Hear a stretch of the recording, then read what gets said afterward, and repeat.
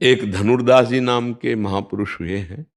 वो अपनी पत्नी में बहुत आसक्त थे, बहुत सुंदर पत्नी थी, और इतना आसक्त थे कि अब जैसे बाजार जाना है सामान लाने, सब्जी और या वो नहीं जाते थे। हाँ, अब पत्नी जाएगी तो वो छाता लेके चलते थे कि धूप ना लग जाए, और बैक चलते थे। पत्नी ऐसे चल रही तो छाता लिए ऐसे, मतलब आसक्ति है।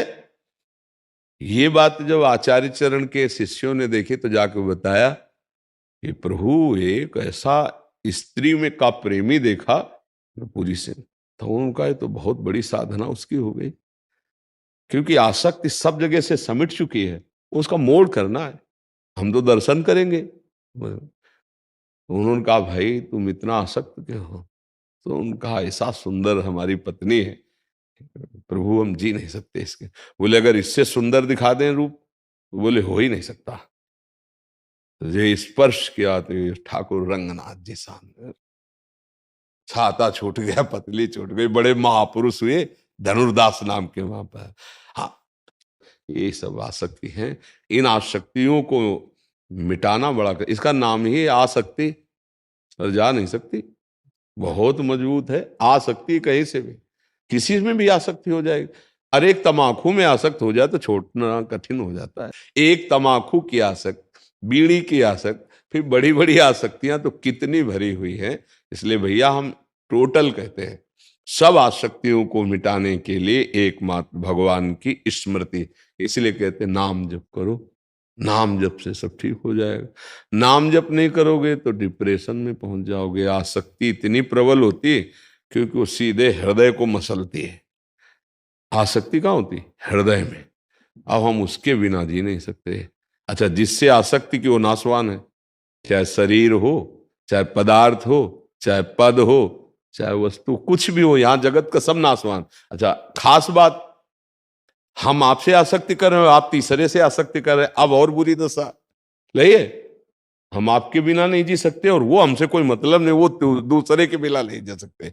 ये है माया का चक्कर। इसलिए मुझे लगता है कि मेटर तो बहुत सीरियस है आसक्ति का। भगवान कपिल देव जी ने कहा संसार में जो आसक्ति की जाती है वो दुर्गति का कारण होती है। वही आसक्ति यदि संत महात्मा गुरुदेव भगवान पर कर ली जाए तो मोक्ष का खुला हुआ द्वार है। इसलिए थोड़ा उठो, पर बड़ा कठिन है। संतों से कौन आसक्ति करे, भगवान से क्यों आसक्ति करे? और जबकि वास्तविक आसक्ति भगवान से ही होती है। देखो, जैसे हम किसी भी शरीर को प्यार करते हैं, अगर उसके शरीर के अंदर से भगवान चले जाएं तो भला कितने मिनट हम प्यार कर पाएंगे? फिर हम उस शरीर को जला देते हैं ना। तो अनजाने में भी प्यार हम भगवान से ही करते हैं। अब हम जानकर भगवान से प्यार करें तो अन्य शरीरों की आसक्तियां मिट जाए। तो संसार की आसक्ति से बचने के लिए, या संसार की आसक्ति का ठोकर खाया हुआ एक स्थान है भगवान। अगर भगवान में आसक्ति कर लो तो बच सकते हो, नहीं हो तो जलाती रहेगी आसक्ति। बहुत ही कष्टप्रद आसक्ति होती है। और ये माया का खेल है कि हम आपसे प्यार करेंगे तो आप हमसे वैसा प्यार नहीं करेंगे, आप इधर देखेंगे, और ये बात जब हम देखेंगे तब तो हमारे हृदय में आग लगेगी, जलेगा। यही दुर्दशा माया करती।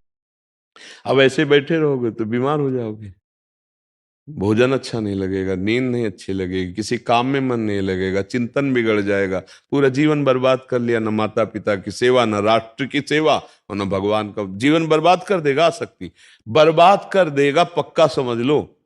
वो अंदर खोखला करता चला जाएगा। आसक्ति है, खोखला करते चले जाए, और आपको वो माया मिलने नहीं देगी।